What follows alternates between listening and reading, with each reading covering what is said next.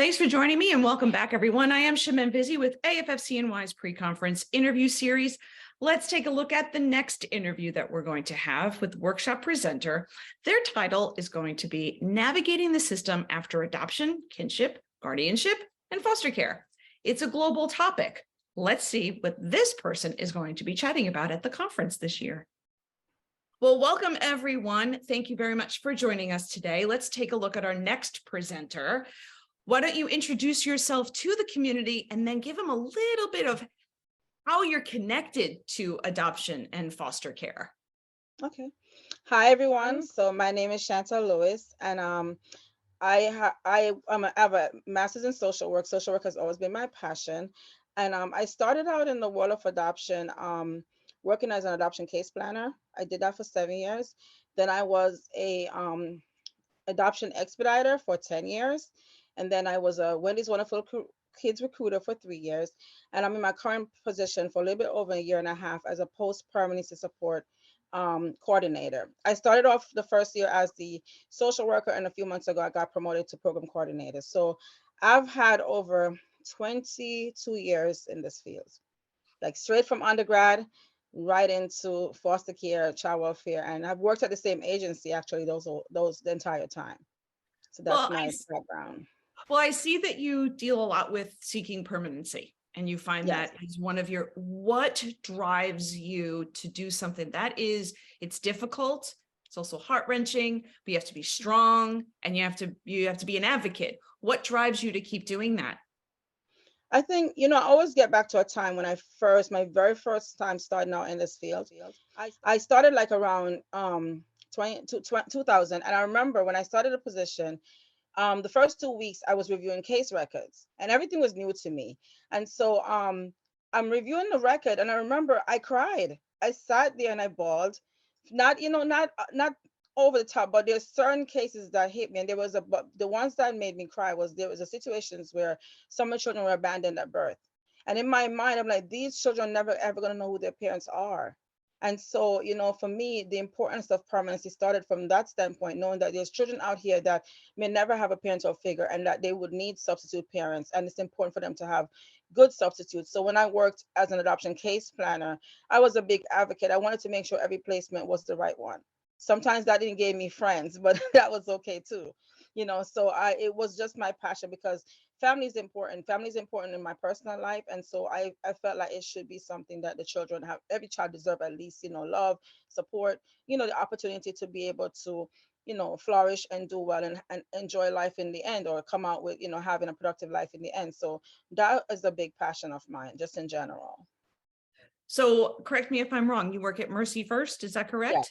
Yes. Why do you feel, what exactly does Mercy First focus on? And why do you feel that that's something, because you said you've been there a while, obviously oh wait, did you say that? You said you Yes. went in this, so you have, obviously working for a certain place makes you comfortable and you feel what they're doing is important and right. So what do they do and why do you feel working with them is so important?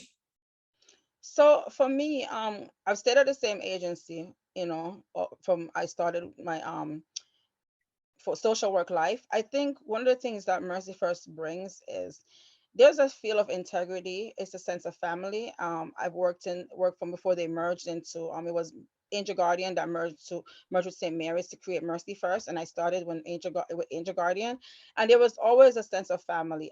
We later on adopted the sanctuary model, and just even some of the components of sanctuary, the core values that we follow. We talk about compassion, social justice, and just certain excellence, making sure that we are, in unison with providing for families. It's something that sticks out even when you work in the agency itself. It has that feel. And I think I've always felt kind of like it's home away from home there. And I felt like the for the most part, you'll find folks that's really champions trying to make sure that children and families are safe and that they're getting the services that they need. And Mercy First provide a wide array of services. We have foster care, we have congregate care, we have mother baby programs, we have care management, we have youth support. So it's a lot of things that we're doing all at the same time. So it's kind of like a one stop, for the family, so they get a lot of the services that they need. When it comes to adoption or king gap, I mean, I'm reading exactly what you're saying, and the fact that it's disheartening that this system is just so broken. Yes. You provided a lot of myths and facts when you Yes. sent in your bio. This is something very important. I understand that you'll probably go through most of this in your workshop, but Yes. why do you feel that there's so many discrepancies? I know that's a really huge topic and it probably take you forever to answer something like that, but it is very disheartening that people in every realm don't understand. And that's why and there's a lot. Even just in this small area, you've provided some great information about myths and facts. Why do you feel that there's so many? So, like I shared, most of my work was doing permanency, putting people together and getting the families, to be independent of the agency and start their lives. And now, as I started working in post care for the last year, and it's not a year and a half yet, but a year and 3 months or so, um, my eyes have also been opened to a lot of the stuff that's been going on. But just so you know, because I worked in the adoption area, people always call back. They always did.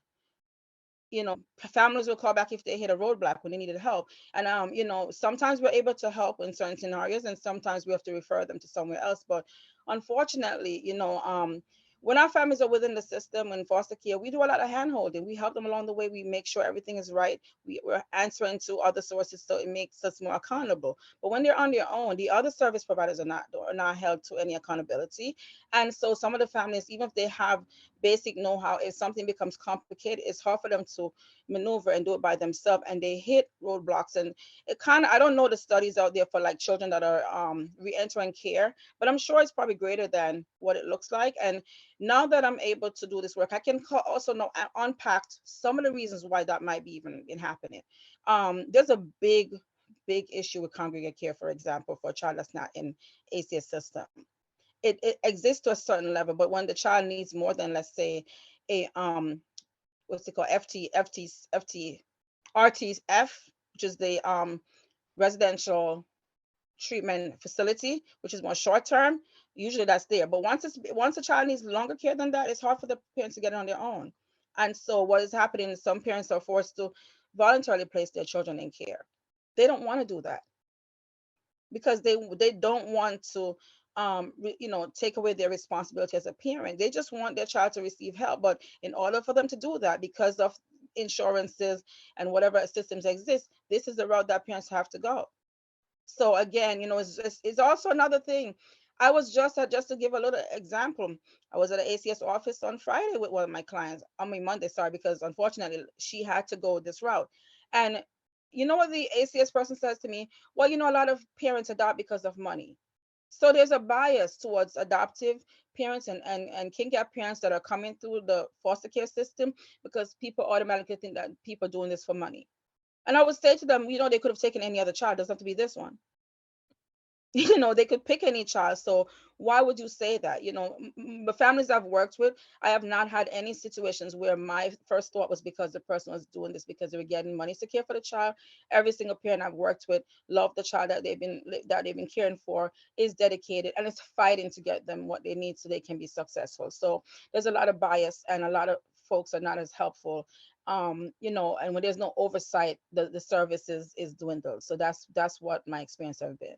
And this is why I really want to, highlight that. Right. So just for everyone to remember, the workshop title that you're going to be doing is called Navigating the System After Adoption, Kinship, Guardianship, and Foster Care. Is that correct? Correct. Yes. Why? I like to end this end it with, why do you feel it's so important for everyone to be able to come and listen to you share this information for everyone out there? So in addition to just providing the information as far as the things that's needed, I'm going to actually give real life examples of what can be done. Like, for example, if you need to apply for a birth certificate after adoption, where do you go? I want to be able to provide the steps, and I want it to be where families are there, they could hear the information, and also professionals that are working with families, so they also have the information. I will be providing as best as I can certain amount of guides and certain amount of contact information, and also to bring awareness to something that can come up. Because in some adoptions and king gaps, not everything goes smoothly. and family, they're not, for the most part, they don't have major issues. But if they were to come into contact with the issues, what do you do? And also just to make the awareness there that there's now post-care services that's available, like my agency, for example, and a few others. So that way, the information is there, so families now know there's a resource and they have the information for themselves and also for the professionals as well.